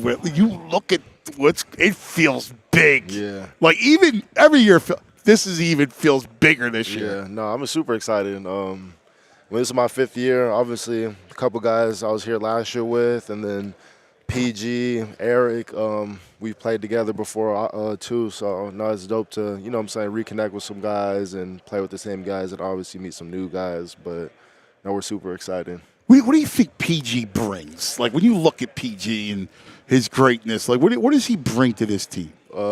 Defensively, I mean, he guard multiple positions. Like, I think people talk about his defense, but they don't talk about it enough. Yeah. I mean, he's 6'9". He can guard guards, forwards, whatever you need. And obviously, offensively, he's one of the best to do it. He can put the ball in the hoop, all 3 levels. He'll dunk on you. He has a mid-range game. He can step out and shoot the 3. So, he can do everything. So, He got good vision. Exactly. You know, like, you look up and you go, wow, 24, right? 3 threes, 6 assists, 5 boards, right? A couple steals. Block. He fills up the stat sheet. Yeah, it's the truth. Yeah, and how do you see yourself fitting in? A lot of the rotation, you in and out of it sometimes, but coming in here, it seems like it's more of a defined thing, especially with the front court. For sure. A lot of guards added in, but a lot of wings, man. And how do you see yourself fitting into the rotation overall? I feel it fitting great. I know all the attention's going to be on Joel, Tyrese, and P. So now it's just us wings, me, Caleb, just being ready to cut, being ready to shoot the 3. And just keeping it simple. Like, I don't think we would have to do too much offensively. Yeah. And then defensively, just be animals, guard multiple positions, get our hands on loose balls, passing lanes, get on the floor. So I don't think it's super complicated. And help out on boards. Exactly. Yeah, and that was something that we saw in the Knicks series where it bit you guys a little bit with those offensive rebounds, those guys getting those 50-50s, that extra effort. Exactly. Yeah, no, just having some size and athleticism for sure help. What stands out is the depth. This team is deep, man. Sure. It's the deepest. You look at it. The Knicks just made that big trade, right? Yeah. And then you got in Boston. This team is deep. Yeah, for sure. No, for sure. And it helps a lot. I mean, just practicing and stuff like that, just top to bottom, just having guys who all can compete and play at a high level. It'll help just competing against each other every day, and then going to the games is going to be easier. How the open run's been before camp? Yeah, it's cool. I always love to hear these stories, how active you guys get before camp starts. I mean, I've been going to Rico since I was like 16 years old. Yeah. So wow. It has been a tradition for me, just going every summer, playing 5-on-5. I started with him when I was still in high school, and now I'm going into my 5th year, and I'm still with him. So that's awesome. Yeah. How important is that, too, when the rest of the guys come out there seeing Jeff Doughton, Ricky's out there, Jarrett's out there, Adem? How important is that for the new guys and the camaraderie? Yeah, no, I mean, it helps a lot. I mean, obviously it's not an NBA game, but it's a lot of NBA players. So just getting, and it's your coach. Yeah, just getting used to the speed of the game and understanding your teammates and kind of learning, what their strengths are and helping them play to their strengths. So that helps a lot. When you look at Maxey for a second, because the blossom, how he is, like, his game has become more polished. He could take over a game now at anything. Like the level of the star is now elevated. Like you do it in the Garden in the playoffs in front of everyone.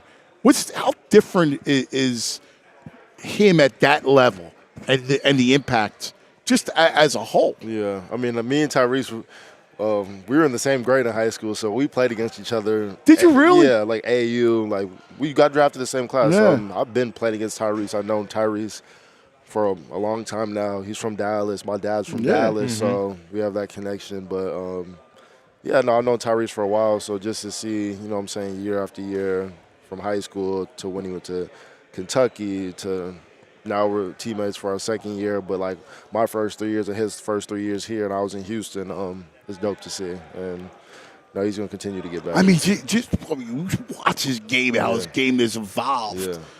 Man, he's just nasty, right? For sure. Now he understands now like where his spots are and how to use his body and stuff like that. So what it is too, like scoring. The fact that you could score in bunches and how that impacts a game. Yeah, when you can score, 9 points in a minute and a half, it just changes everything. Yeah, for sure. I mean, especially depending how the game is going, like you could have the lead and he could go run off 9 straight and then it gets you, a bigger league. Or if we're down and we need some energy, he can just go and, do what he need to do, and then everyone else will kind of feed off of that. Did you see this coming, this type of player that he's turned into? Yeah, for sure. Even all the way back? No, I knew he was going to be a good pro. I mean, the stuff he was doing in high school and, like I said, during AAU and stuff, you could tell that he was going to be a pro.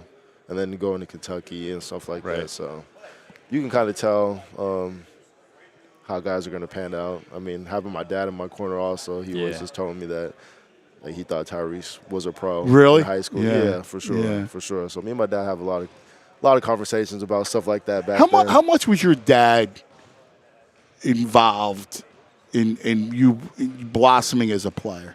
A lot. I mean, he's my biggest critic and my biggest supporter. So just him being in my corner, just, telling me what I need to work on and being on me and obviously helping me also. And just me growing up, he played 15 years. And just me going to practice with him every day, going to the games when he went to the games, and just seeing NBA players just my whole life. That helped a lot for sure. I can imagine. I'm fascinated by this second generation. Yeah. Because that's such, like you said, you're almost conditioned, so nothing was too big for you. Yeah, for sure. Yeah, that's how it felt. I wasn't, I knew I wanted to go to the NBA. That was the only plan I had growing up. But it was just what I was used to seeing. So once I when I got drafted, it was a big thing. But then once I actually went to Houston and, practicing, it just felt, it felt like normal. It felt like that's how it was supposed to be. So, no, it was an easy journey for sure. No. I think it gives you your biggest advantage is besides your genes, right? Your father. But the mind, right? Because you're an elevated, the game, you just see the game differently. Yeah, for sure. Yeah, and that's the biggest thing. Just I don't think people realize, but I just really understand the game. Yeah. Just like I said, watching it from a super young age, and that's the only thing I've watched was NBA basketball in my life. I never really watched college basketball. Just NBA basketball, it helped a lot. And even still, to this day, my dad don't blowing my phone up this. If I need something or if I have a question or if I want help or a question about the game, I'll pick up the phone and call him. But besides that, he'll kind of just let me, figure it out on my own. Sure. Yeah, when I was younger, obviously he's going to help me more. But now that, I'm older and now I'm in my 5th year, he kind of wants me to figure some stuff out on my own. But it is funny as ever to see your dad now in the media space doing a podcast with Gil and have to talk about you, exactly. especially if he doesn't feel like not enough minutes or something like that. But how was this summer and getting dealing with the free agency and then finally getting the 2-year contract that you got there? It was cool. I mean, I really wasn't super stressed about it. Yeah. At first, I was kind of just working out and doing what I do every day just to kind of keep my mind off of it. Yeah. And just whatever happened, it was going to happen. So I wasn't putting too much thought and energy into it. I just knew one thing is just work out and just stay ready for wherever I'm going to be at. But got rewarded, man. Yeah, that's great. Got rewarded. I'm happy to be back. Well, we're happy to have you back. Appreciate you, brother. Man, Good what a pleasure. Going to be a fun year, brother. I'm seeing you a lot, man. Sure. Seeing you a lot. We're seeing you in the Bahamas. For sure. Be out there, man. Love it. That's right. Absolutely. That's going to be Thanks, nice. man. Appreciate it, KJ. KJ Mark, man. Yeah. Fantastic. And you're right, man. I mean, just dealing with the fact that the second generation growing up around it, we see it with Steph Curry, Seth Curry, all that. And, yeah, man. And I know you want to say what we Oh, dude, I didn't know. Yeah, I didn't know either. Oh, my God. Shams Charania is reporting. Yeah, Shams just put this out there. Dikembe Mutombo has passed away from brain cancer. And, oh, man, I love Dikembe. Dikembe was a great guy, too. Obviously here in the trade everybody talked about, the Theo trade and all. And Dikembe was here, and Dikembe was a terrific, great defender, shot blocker, rebounder, everything, but a great guy. Mm-hmm. Not in my house. Always fun. No. Had the best voice. Yeah. A great voice. Yeah. Man, I'm sad, man. I loved him. I remember one day we were at the center. This was after he was done playing, and I was walking in the back towards the locker room. You were talking to him, and you introduced me to him, and he was the nicest guy, as advertised. And he was as advertised, awesome, as man. a nice guy, yeah. I love Dikembe. Oh my Played God. with some real nastiness on the defensive side. Oh yeah, no. Listen, man, he was a great defensive player. Great defensive player. Yeah. And look, I get the idea. People talk about it now. Like, oh, you should never have traded Theo and all. I get it. I mean, it was a move to try to match up against Shaq. Try to frustrate Shaq. Mm-hmm. Yeah. Poor Dikembe, man. Yeah, that's tough. Yeah. Sad to hear. Yeah, I loved him. He was a great guy. I just want him. Those people you walk in the locker room, and he was always there. He was a terrific dude. Yeah. My brother. Here's the deal. We're together. Go ahead. I'll be back. Yeah, of course. Go ahead. No, you tell us what we're doing. 11 o'clock, about 11:15. Yeah, about 11:15. Myself, you, and Rich Hoffman's going to join us, and we're going to continue the Sixers Media Day conversation. Have some players stop by, get in their ear about a few things, talk about the season. It's going to be fun. So we'll be here at 11:15. I love it. So stay tuned, all right? Appreciate it. More from the Sixers Media Day, the All Sixers show, the All PHLY Sixers show. Devon will be hosting, and I'll be a part of it. Rich Hoffman will be a part of it, so we're looking forward to that. Hey, we still got about 10 minutes, and a couple things that we got to get to. One, Phillies this week. So today is a big day. Braves-Mets doubleheader. Now, here's the deal. The Diamondbacks need one of the teams to sweep.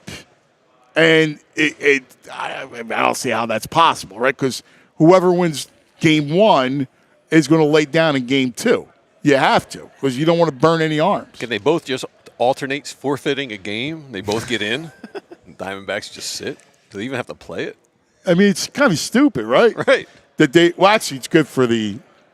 It's good. You still have to burn pitching. Yeah. So the schedule is tomorrow is the wild card day, right? Yep. So you have Detroit and Houston at 2:30, Kansas City, Baltimore 4 o'clock, and then it's likely the Mets, Milwaukee, unless it's Arizona, and then it would be Braves and Padres. So could you imagine 3 NL East teams in the playoffs? Yeah. I think it's going to end up like that. Yeah, I do too. It's a tough division. Exactly. Bring it on. Yeah, and I'm happy that they're in the 2 seed because the bracket doesn't reseed, and they avoid the Padres till the championship series. Mm-hmm. Yeah, that sounds ideal to me. Yeah, listen, I think it's. I think you're right. Yeah. I look at it and you go, listen, you're in the 2 seed. That's fine because you'll play Milwaukee. Yeah, I'm good with that. I'd rather play Milwaukee than the Padres. I'd rather play anyone but the Padres. Yeah, well, here's the thing. You don't want to have to go through Milwaukee, San Diego and L.A. Mm-hmm. Right? That's brutal. And then the win yesterday was good because the win yesterday means if the Phillies get to the World Series, that they have home field throughout. That's right. Yeah. Perfect. Exactly. Nothing better. No home field advantages like ours. So, it's lined up. All they got to do is do their thing, man. Own it. Exactly. So Saturday will be game 1 of the NL Division Series. I'm going. So you going? Yeah. Nice. Yeah. So Saturday is right here. We'll see the times, but Saturday will be game 1 of the NLDS in Philadelphia. Red October has begun. We're going to be doing a lot of special Red October shows. I'm going to be hosting a daily Red October show starting on Wednesday. So we'll be doing daily Red October, all kinds of stuff. So we're going to dive knee deep into baseball. Back to the Birds. We got to go over the NFL yesterday that we didn't do. Let's go quickly. We saw the warts of Thursday night between the Cowboys and Giants. No warts for the Commanders. 42-14. Jaden Daniels again was ridiculous, man. Right? Throws for 233, 26 out of 30. Now, a lot of it's short stuff, but 26 out of 30 nonetheless. Ball not hitting the ground. He looks good, and it's weird. The Commanders have been that franchise, and now they say Belichick will definitely be coaching in the NFC East, and it's probably not going to be the Commanders. It's going to be Dallas, Giants, or Eagles. It's wild. They actually have a quarterback now. And I just looked up today. How did the Eagles interview Kingsbury and go with Kellen Moore? That's a great How question. does that happen? Dude, I gotta tell you, I've been talking about Kingsbury. I love Kingsbury. Yeah. I gotta argue with people. Kingsbury failed out there. No, he didn't. Listen, Kingsbury is a great offensive guy. Yeah. Murray had some issues. Right. He's a great offensive guy. And he looks sharp on the sidelines. Well, he looks like an offensive guy. The other issue was, like, if you're the Raiders, like, he was going to go to the Raiders to be the OC. And I would have gave him – they didn't want to give him a third year. The Raiders only gave 2 years. The offer was 2 years. So he's like, all right, well, I'm going to go to Washington. Because Washington offered 3 years. The thing is with Cliff is that there are guys who are just supposed to be coordinators. Some people just can't handle that full responsibility. And he's clearly shown you that he can call an offense. Yeah, I don't know. I still think he would be a good head coach. I would still hire him as a head coach. He'll get another shot. Like, I don't believe in that. Like, these whatever happens first year, Spags got caught up with that. It's a shame. I do think, but I think he's a hell of a coach, and he's terrific. He's doing a great job. Also in the NFC, Vikings, again, 4-0, Minnesota and Darnold. Green Bay comes back. Green Bay is going to be good. Yeah. They're going to be dangerous. They came back yesterday. They were dead in the water. Mm-hmm. Unlike the Eagles, they come all the way back, make that a game. And they put up 22 in the fourth quarter, the Packers. Yeah. No, Darnold's legit, though. Well, I don't know. I guess he is. The coaching is legit, and they got a lot of good stuff around him, but he's played well. He has. I'm still dubious. Ayahuasca boy struggled Is this another Case Keenum situation? It's coach. That's why I keep saying it's a coach's league. No, I agree with that statement. It's a coach's league. You got a good offensive line. You got a good play call. Someone understands offense, right? Like, it's what it is. Leadership's key. And scheme and thinking through it. Mm-hmm. Falcons over the Saints. Oof, 2-2 now. And that one, Saints are frauds. Yeah. Bears win over the Rams. And then in the AFC, you talk about Rodgers going down to Denver at home. Can I give you this Bo Nix stat? Bo Nix's 60 passing yards versus the Jets is the least in this millennium for a quarterback with 25-plus attempts. Talk about leatherheads. 60 yards. Wow. Dougie P is in the grave. He's done. Poor Doug. Losing yesterday when you had a chance. You had the lead. Yep. You had a chance to add to the lead, and you fail. Yeah, they'll probably be done at their. I don't know when their bye week is, but yeah, Doug's on the outs. It's a shame. Colts over the Steelers. The Niners look nasty. They roll over New England. They stink. The Browns and Raiders. The Browns are horrible. Browns coming here next month or this coming month, and they are just a mess. Watson is putrid. The Birds have to win that game. If they lose to Cleveland, it's curtains. Listen, they're not going to lose. They're going to come back and win games. I told you, I thought they would lose, not like this, but I thought they would lose yesterday. And then I think they're going to go on a run. And I still think they're going to run. That doesn't mean they're a true Super Bowl contender, but I do think they're going to go on a run. Schwartz, where are you? Jim? No. Scheming up against Jalen and Kellen? I think their offense is completely inept. They couldn't beat the Raiders. The Raiders are trash. It might be a 10-9 game as well. Again, once you get A.J. Brown back and Devontae back, and Lane, that changes the dynamic of everything. But it shows you the week-to-week nature of the league. And last night showed you that with Baltimore, when Baltimore crushes Buffalo, right? Like, so, like you saw that on, display. Yeah. How they did. There's Joel. Look at him being looks good. Joe got me excited. All right, so coming up, PHLY Sixers Show. Devon Givens, right? Rich Hoffman and myself. More from Sixers Media Day coming up next. Diehards, we love you. Boys, big week, man. Red October. It's here. Sixers, Flyers. Dude, Michkov's got 6 points in 3 games? Dude. Game winner day. 6 points in 3 games? Dude. Matt Vey. Get excited. They're protecting him. Coots fighting to protect him. Yeah, dude. It's awesome. What a weekend. It's going to be fun. All right, everybody, we love you. We'll see you in the morning. We all silly like the mayor.